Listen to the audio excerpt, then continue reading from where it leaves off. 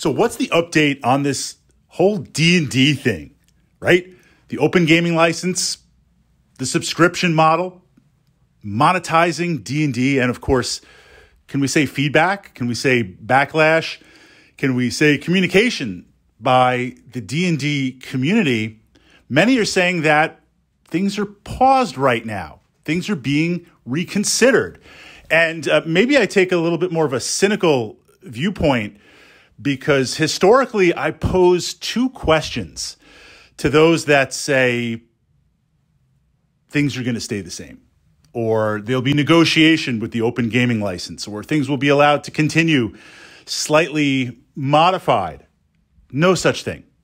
I mean, I am surprised by the community feedback, but I'm not surprised by the pause because they're going to do exactly what they intend to do. The machinery is set in motion, right? The ram is against the wall. There is no going back. And the two questions I pose, really one's an observation and one is a question. The observation is going back to the dawn of time, to D&D, TSR. I think a lot of the things looking back, and of course it is always easy to look back and project and extract, but looking back, I think TSR was ruled by fear. Think about this. You've got D&D, this rule set, but the rules are completely optional. You can change the rules. They exist on paper. They exist in imagination. I mean, on the one hand, it is a physical product. This has been the challenge of D&D. On the one hand, it is a physical product in terms of books and dice. We could even say it's gone non-physical and you can get the PDF and the virtual, but it's a concept. D&D is an idea. And once you have that, there is no way you can prevent players, that you can prevent DMs from tinkering with the rules, improving the rules, tossing pieces out. We call this homebrew, writing your own content, writing your own adventures, and passing that along, spreading that. Now, TSR realized that and grappled with how to not only maintain control, because it's natural as a company, as a corporation, you want to maintain control, but at the same time, I won't say monetize it, but keep it going so they can profit and continue to remain not only employed, but around. And of course, we didn't have the internet. We didn't have various media formats, but we had conventions. We had competitive play. And that's how they tried to exercise control along with making various decisions. But it was out of a sense of fear. Now, ultimately, that did not work. So now, here we are, 2023. The cycles continue, and I don't think it's out of fear this time with Wizards. It's out of greed. It's out of monetization. It's out of extraction. It's realizing we're going to get you to pay a subscription model. Do you remember that leak?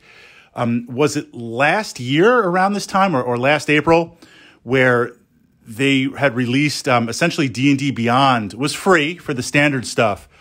But if you wanted the bells and whistles and you wanted to be able to homebrew your stuff and tinker with things, you were going to have to pay $30 a month. $30 a month for stuff that you already do. No new content. That was testing the waters, right? That's put something out there and disinformation and technology and gaslighting and all that type of stuff. Put that out there, see the feedback. And I think that feedback helped craft to where we are now. It's going to a subscription model. And then, of course, the famous replies were like, how much would you pay? If you won't pay 30, how much would you pay? Would you pay 8?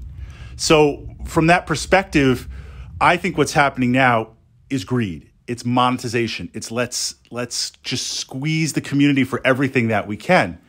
It's not going to work. It's not going to work. It's not going to happen. Now, on the opposite side, that's the observation. Here's the question. A long time ago, in a distant time, way of Sam Han, I was also playing Magic. You know, it's one of those things, right? You're hanging out at a gaming store. You see people playing a game. Looks like they're having fun. You find out it's collectible. You find out it's card-based. You find out you can dump lots of money into it and maybe get something rare, but mostly get junk. And I'm sold. At a certain point early on in Magic, I realized like this is getting crazy. So I bailed on it. I gave all of my Magic cards to a friend. They were all sleeved, all perfect. What some of them are worth now or what some of them are worth then, it was crazy. But even back then, one day he shows up to the club with a brand new car. And I'm like, what happened to your car? He's like, oh, the old one like blew up, self-destructed. And I sold your Magic cards and bought a car. That's when I was like, wait, what? But as Magic has grown, it's like clockwork. They're ruining Magic. Magic is monetized. Magic is crashing. Magic is not going to be around. And I see guys at the club buying massive brick boxes and literally opening up packs as we're playing and just tossing cards in the trash and looking for specific cards, buying certain cards. And I don't pretend to know in that direction one way or another, but all I know is Magic has been around for a while. They've monetized Magic. They're extracting. It's an extraction machine. And I hear every year that they're ruining Magic. It's going to crash. It's not going to be around. We're hearing the same thing with D&D. The question is, D&D is going to be around. Some people will continue to pay. Some people will leave. Some people will just kind of accept it somewhere in the middle. But I think the real strategy is this. Then I'm going to turn it over to you in the comments. I think the real strategy is much like Games Workshop. Games Workshop.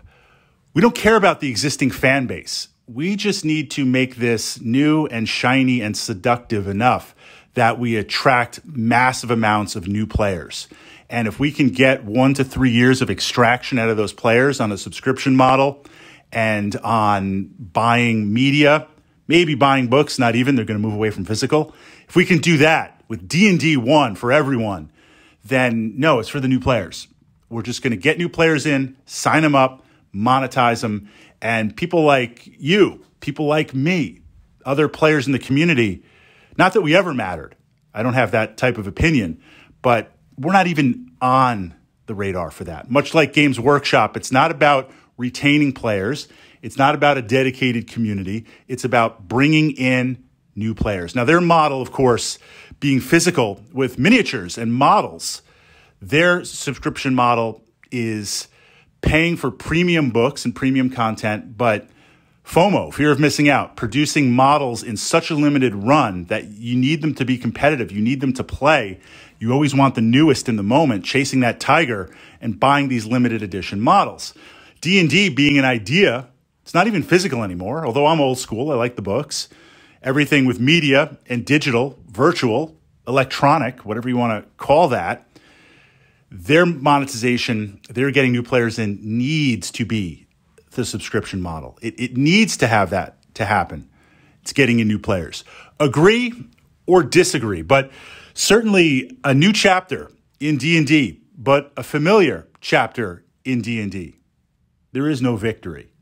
The community did not win. What's coming is the monetization. What's coming is we kind of showed them the feedback and they can work their way around it, prepare a different but similar strategy. So I'm going to turn it over to my fellow D&D enthusiasts here in the comments.